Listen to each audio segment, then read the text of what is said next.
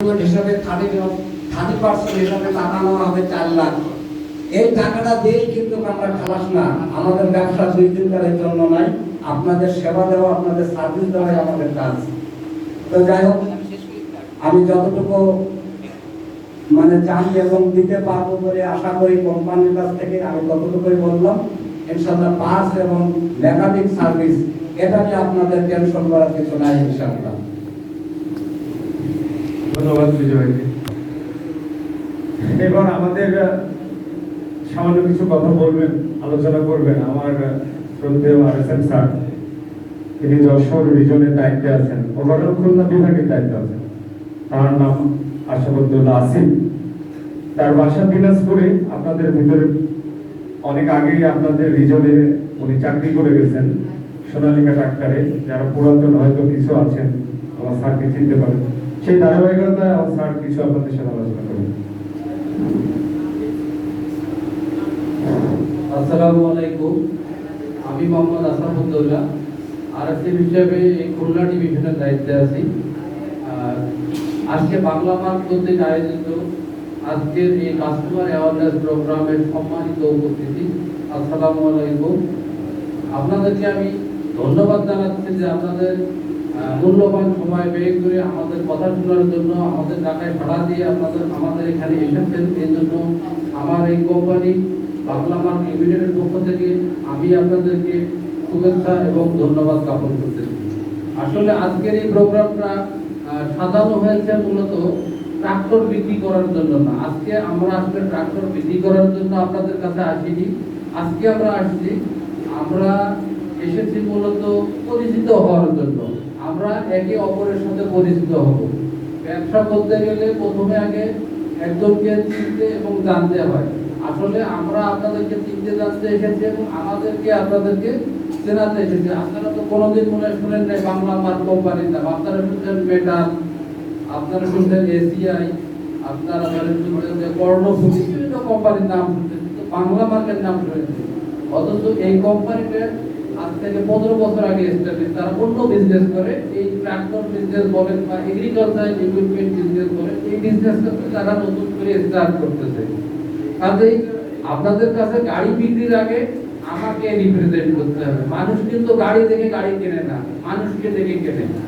আমি আজ থেকে ধরেন 2010 থেকে 13 সাল পর্যন্ত ঢাকা মেহেরপুরে কাজ করেছি। কিন্তু ভাই আমাকে চেনে, অনেকে ওই দিকের চেনে, এদিকের অনেকে চেনে। যেমন এখানে আপনাদের ACI ডিলার আছে, কি জানি না, খোকন ভাইকে আমরা ডিলার দিচ্ছি সেই সময়।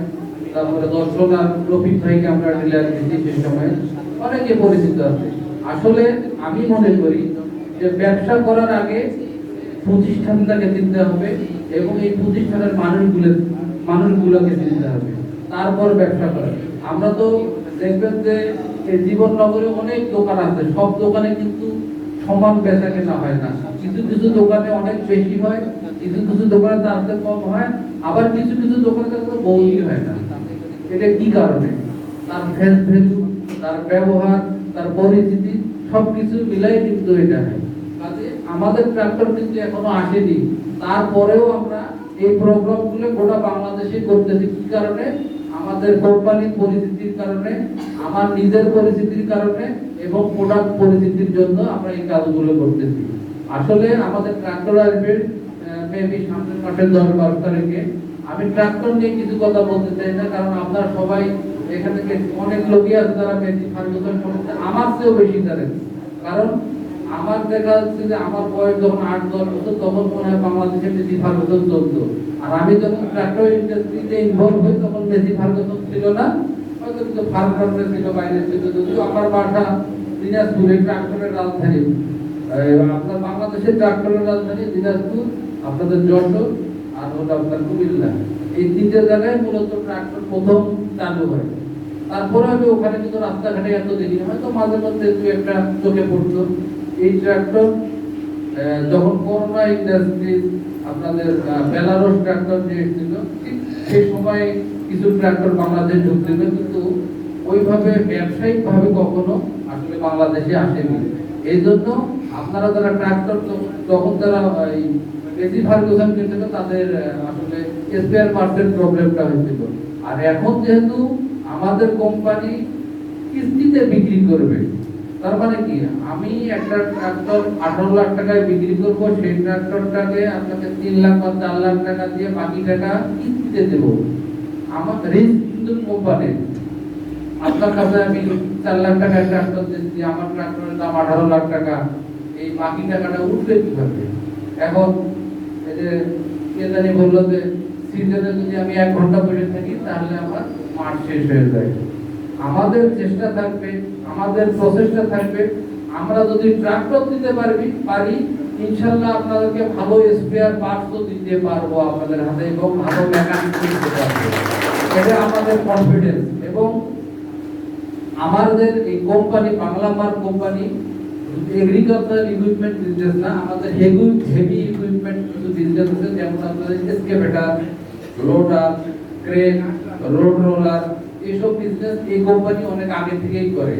তারা যে বিজনেস করে, তারা আমার কোম্পানি মনে করে যে আমি যদি কোনো প্রোডাক্ট বিদেশ থেকে নিয়ে আসার আগে তার স্পেয়ার পার্টসটা আমাকে নিয়ে আসতে হবে, কারণ এরা জানে যে আমি প্রোডাক্ট দেবো, যদি স্পেয়ার না দিতে পারি তাহলে আমার টাকা আসবে না বা আমার প্রোডাক্ট বিক্রি হবে না। আমি ধরলাম আমরা জীবনে করে 10টা ট্রাক্টর বিক্রি করলাম, ধরেন আমার থেকে হোক, কোম্পানি থেকে হোক, প্রোডাক্ট থেকে হোক, 10টা ট্রাক্টর বিক্রি হলো। বিক্রি হওয়ার পরে আমরা যদি সার্ভিস না দিতে পারি, স্পেয়ার পার্টস না দিতে পারি, কোনো কিছু যদি না দিতে পারি, এখন যদি স্পেয়ার পার্টস ঢাকায় ফোন দিতে হয়, তাহলে ওই ট্রাক্টর আর মানুষ কিনবে না। ওই 10 জন যা ভুল করছে অন্যজন আর কেউ ভুল করবে না। আর যদি আমার প্রোডাক্ট ভালো হয়, স্পেয়ার পার্ট যদি আপনি হাতের নাগালে পান, আপনি যদি সার্ভিস পান, তখন ওই 10 জন কাস্টমার আমাকে আরো 20 জন কাস্টমার দেবে। কাজেই এই সুযোগ আমরা হাতছাড়া করতে চাই না। আর আমি বেশি কিছু বলবো না, আমি আবারও আপনাদেরকে ধন্যবাদ জ্ঞাপন করতেছি যে আপনারা আপনাদের মূল্যবান সময় দিয়ে আমাদের ডাকে সাড়া দিয়ে এখানে উপস্থিত হয়েছেন। আপনারা আমার জন্য দোয়া করবেন, আমিও আপনাদের জন্য সবার জন্য দোয়া করব। ধন্যবাদ। আসসালামু আলাইকুম। ধন্যবাদ আমার আহসান স্যারকে আর সংক্ষিপ্ত পরিচিত পর্ব আপনাদের সাথে তুলে ধরার জন্য। এর ভিতরে একজন উপস্থিত হয়েছেন, আসলে একটা কথা না বললেই নয়, যেহেতু আমি চুয়াডাঙ্গা ফিডারে নিয়ে কাজ করব, এখানে আমাদের আপনারা হয়তো জানেন না যে ইতিমধ্যে আমাদের এই এসি ফার্গুসনের একজন বুকিং অলরেডি দিয়ে ফেলেছে। যদি গাড়ি থাকতো দুদিন গাড়ি নিয়ে ফেলতো। সেই ভদ্রলোক আমাদের মাঝে উপস্থিত হয়ে আছেন। আমি যদি একটু যদি আসেন তাহলে খুব ভালো লাগবে। পরিচয় করাই দেন আপনি কি কারণে সে অন্য গাড়ি নেওয়ার চিন্তা ভাবনা করেছিল, তারপরেও লেট হয়ে যাচ্ছে, তারপরে তার ইচ্ছা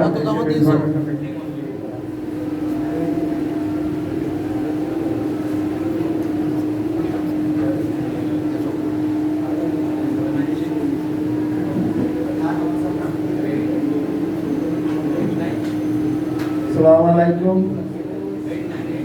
আমি একজন ড্রাইভার, আমি তো ওই কিছু না, আমি একজন ড্রাইভার। গাড়ির জগৎ তো আমার সব রকম চালাই আছে, ট্রাক, ট্র্যাক্টর, যাবতীয় যা কিছু গাড়ি সব আমার চালাই আছে। আমি এদেশেও ট্রাক চালাইছি, তারপরে বিদেশেও চালালাম, ওদেশেও কেউ ট্র্যাক্টর চালাইছি, এদেশেও ট্র্যাক্টর চালাইছি। গাড়িগুলো ভালো।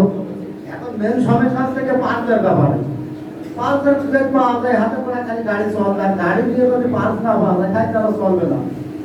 এই বলে আমার বক্তব্য শেষ করছি। আসসালামু আলাইকুম।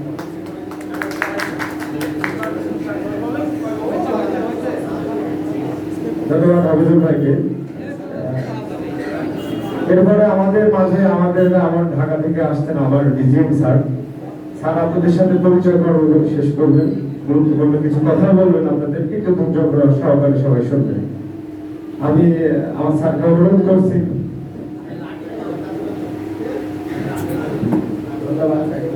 আসসালামু আলাইকুম। প্রথমে আমি একটু আপনাদের কাছে দুঃখ প্রকাশ করছি। আমি গত 2 দিন ধরে একটু অসুস্থ।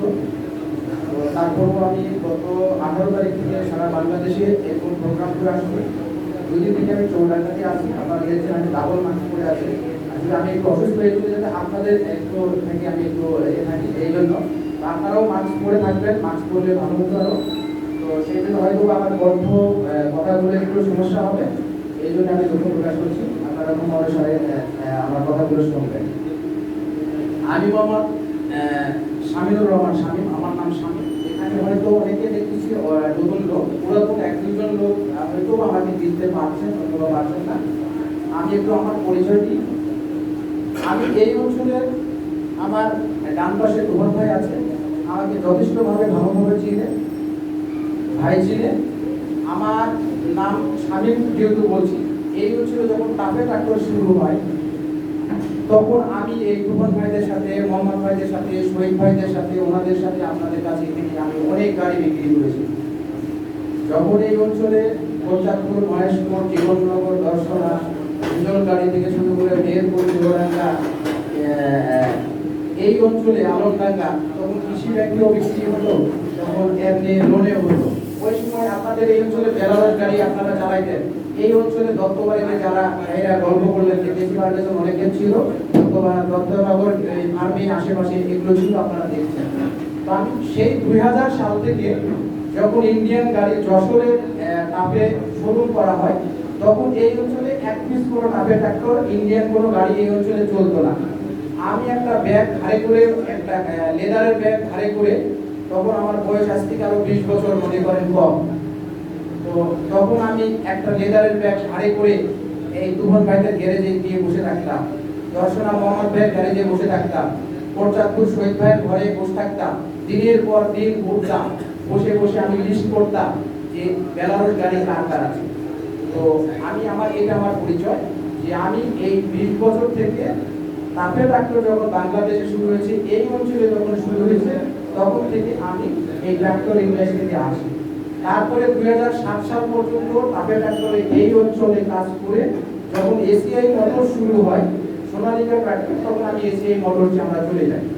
এসিআই মোটরসে আবার 12 সাল পর্যন্ত আমি ওখানে কাজ করি।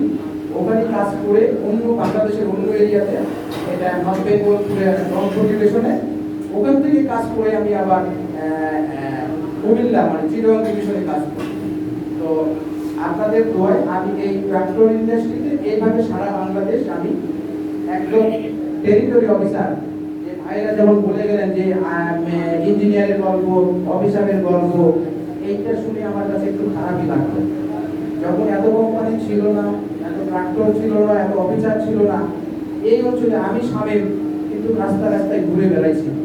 কিন্তু এখন অনেকে এরকম অভিযোগ তুলতেছে, কেননা অবশ্যই সঠিক, সেই জন্য এই কথাগুলো আসছে।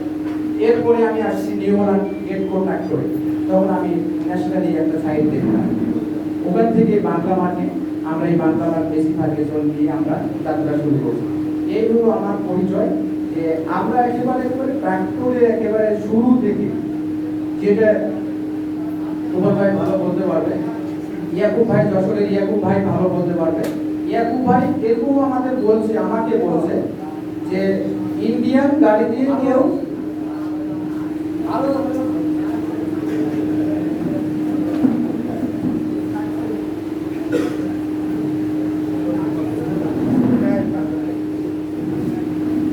ইয়াকুব ভাই যশোরের, আপনারা যারা পুরাতন লোক সবাই ছিলেন, ইয়াকুব ভাই বলতো ইন্ডিয়ান গাড়িটা দিয়ে কেউ কোনোদিন লবণও কেউ কিনবে না। ইন্ডিয়ান গাড়িটা দিয়ে, তখন তো ইন্ডিয়ান গাড়ি গজরাজ, যেটা টাপের গজরাজ আসলো, বলতো এইটা দিয়ে, যশোরের ভাষায় বলতো এইটা দিয়ে কেউ ছাগল দিয়ে ভুঁড়ি চষা যায় না। এইভাবে আমাদের ঠিক করতো, কথা বলতো, মানে আমাকে মূল্যায়ন করতো না। ইন্ডিয়ান গাড়ি, এটা আবার কি গাড়ি, এটা কি চলা যায়, এটাতে ভুঁড়ি চষা যায়, এটা দিয়ে কি ট্রলি টানা যায়, এরকম কোনোভাবে চিন্তাই করে না। সেই ইন্ডিয়ান গাড়িতে দিয়ে আজকে আমাকে খুবই ভালো লাগে যে এই ইন্ডিয়ান গাড়িটা দিয়ে 12 থেকে 13টা কোম্পানি বাংলাদেশে হয়েছে, এবং এই যশোরের অঞ্চলের লোকজন, চাষরার মোড়ে যদি আপনারা যান, বা আপনাদের এই অঞ্চলেও এক দর্শনা 2 জন ছাড়া আর এই অঞ্চলে কোনো ছিল না। ওইদিকে আমজুবি, বারাদি, এই অঞ্চলে 1-2 জন ছিল, তারপরে কিন্তু এই লাইনে কোনো লোক কেউ ছিল না। এখন প্রতিটা বাজারে ঘরে ঘরে পার্সেল দোকান হয়েছে, ওয়ার্কশপ হয়েছে, শোরুম হয়েছে, এবং ঘর ঘর গাড়ি হয়েছে। আমি এদিকে ডিঙ্গাদের ইঞ্জলগাড়ি হয়ে আমি আসলাম, 2 সাইডে শুধু গাড়ি, মহেন্দ্র, টাবে, সোনালিকা।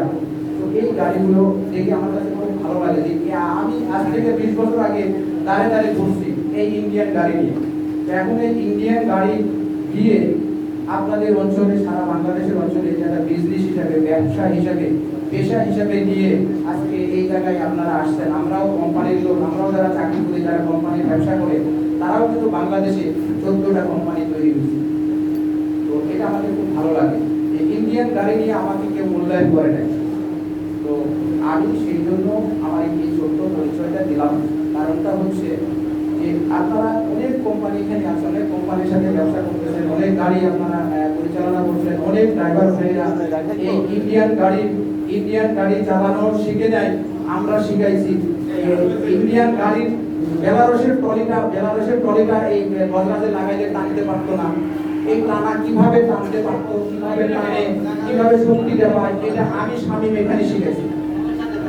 তো সেজন্য আমি বলবো যে আপনারা যে বেসিক ভাইব্রেশন সম্পর্কে এখানে যে কথাগুলো হলো, বেসিক ভাইব্রেশন সম্পর্কে যে কথাগুলো হলো সেটা মূলত আপনারা যেটা বলতে চাচ্ছেন স্পিয়ার পার্টস। স্পিয়ার পার্টসের ব্যবসাটা যদি আমি না দিতে পারি তাহলে ব্যবসাটা হবে না, এটা আপনারাও জানেন। আপনাদের বলা এটা ঠিক আছে, আপনারা বলবেন, বলতেও থাকবেন।